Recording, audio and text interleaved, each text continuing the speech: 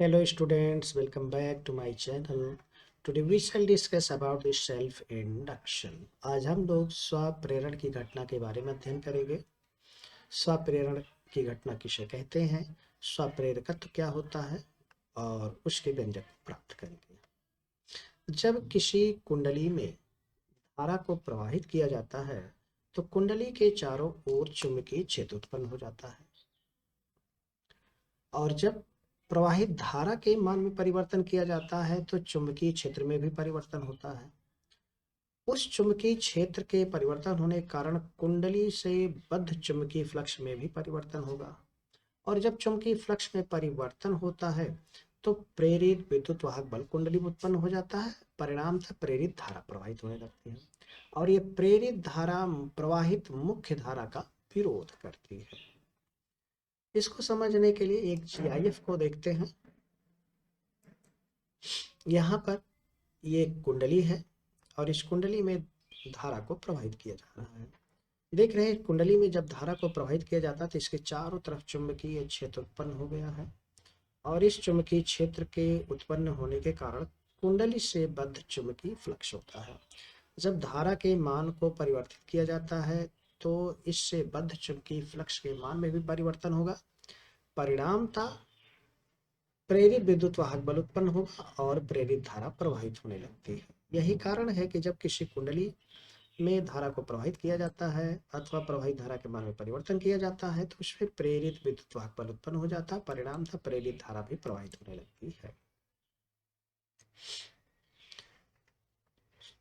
अतः जब किसी कुंडली में धारा को प्रवाहित किया जाता है अथवा प्रवाहित धारा के मान में परिवर्तन किया जाता है तो उस कुंडली में विद्युत वाहक बल उत्पन्न हो जाता है। परिणामतः प्रेरित धारा प्रवाहित होती है। इस घटना को ही स्वप्रेरण की घटना कहते हैं। जब कुंडली में धारा के मान को बढ़ाया जाता है तो प्रेरित धारा की दिशा मुख्य धारा की दिशा के विपरीत होती है और जब कुंडली में धारा के मान को घटाया जाता है तो प्रेरित धारा की दिशा मुख्य धारा की दिशा में हो जाती है। स्वप्रेरण गुणांक अथवा स्वप्रेरकत्व सेल्फ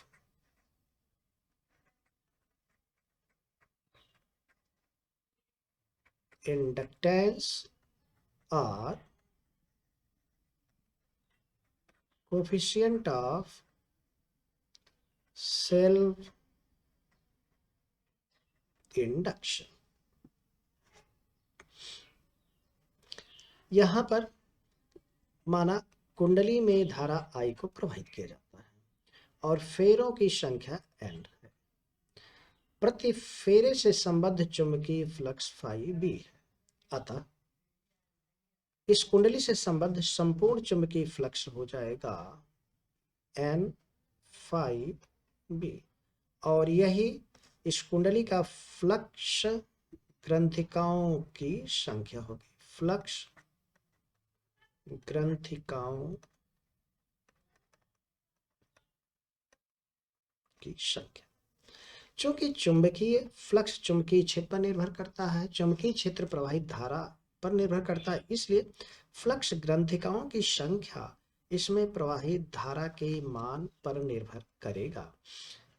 क्योंकि n फाई बी ये हो जाएगा n बी ए और बी चुंबकीय क्षेत्र है जो धारा I पर निर्भर करता। अतः फ्लक्स ग्रंथिकाओं की संख्या धारा के अनुक्रमानुपाती होता है। अतः n phi B proportional to flowing current I अर्थात प्रवाहित धारा के मान के अनुक्रमानुपाती होता है और n phi B equals constant I। इस कांस्टेंट को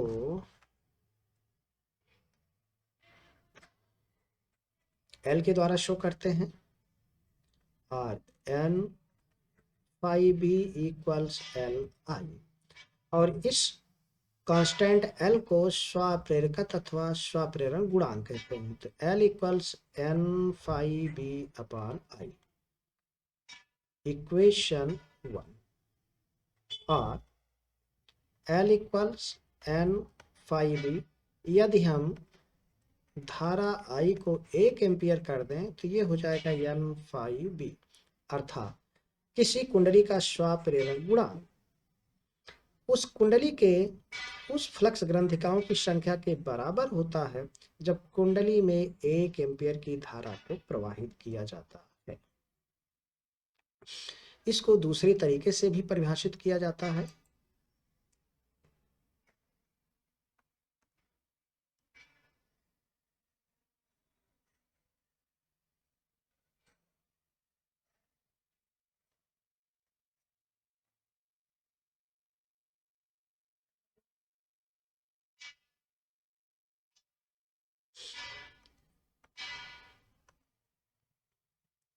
माना कुंडली में प्रेरित विद्युत वाहक बल का मान E है। E की वैल्यू होगा चुंबकीय फ्लक्स के परिवर्तन की दर, अर्थात D D T of N phi B, और T equals D D T of N phi B, equation 1। किंतु N phi B equals L I, equation 2। Equation 1 एवं इक्वेशन 2 से प्रेरित विद्युत वाहक बल E equals N phi B के स्थान पर एल आई को रख दिया जाए तो ये हो जाएगा D D T of L I, implies that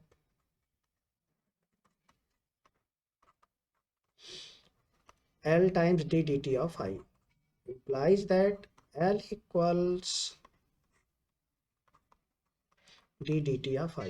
यदि d dt of I equals 1 ampere per second, अर्थात धारा के परिवर्तन की दर 1 एम्पियर प्रति सेकंड है, तो L इक्वल्स E, अर्थात किसी कुंडली का स्वाप्रेरण गुणांक कुंडली में प्रेरित विद्युत वाहक बल के उस संख्यात्मक मान के बराबर होता है जब उस कुंडली में धारा के परिवर्तन की दर 1 एम्पियर प्रति सेकंड होता है। इसका मात्रक यूनिट हेनरी है और इसकी बीमा को निकाल लिया जाए।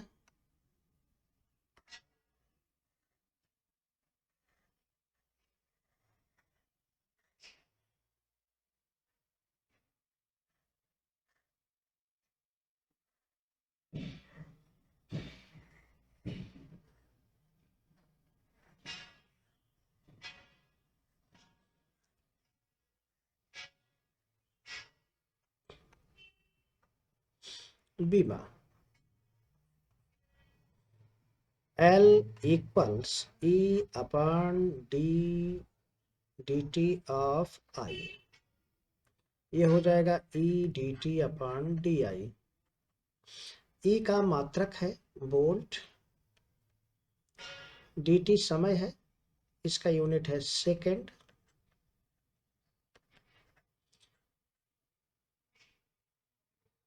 ये धारा है, इसका यूनिट है एम्पियर। वोल्ट होता है joule, B equals W upon Q होता है तो जूल पर कूलम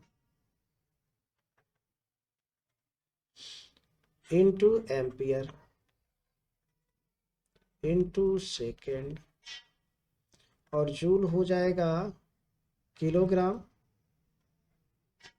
मीटर पर सेकेंड स्क्वायर, और second upon coulomb ampere second के बराबर हो जाएगा, क्योंकि Q इक्वल्स IT होता है, into ampere into second. Second second cancel हो गया, आया किलोग्राम, और जूल जो है न्यूटन मीटर होता है, तो coulomb metre second square into metre, metre metre square हो जाएगा, तो ये हो जाएगा किलोग्राम की बीमा m, metre square L2, second T2, और एम्पियर यहाँ है 2 बार, एम्पियर स्क्वायर ऊपर चला जाएगा A-2, तो ये हो जाएगी इसकी बीमा m L2 T-2 A-2 इसकी बीमा। Okay, thanks for watching the video.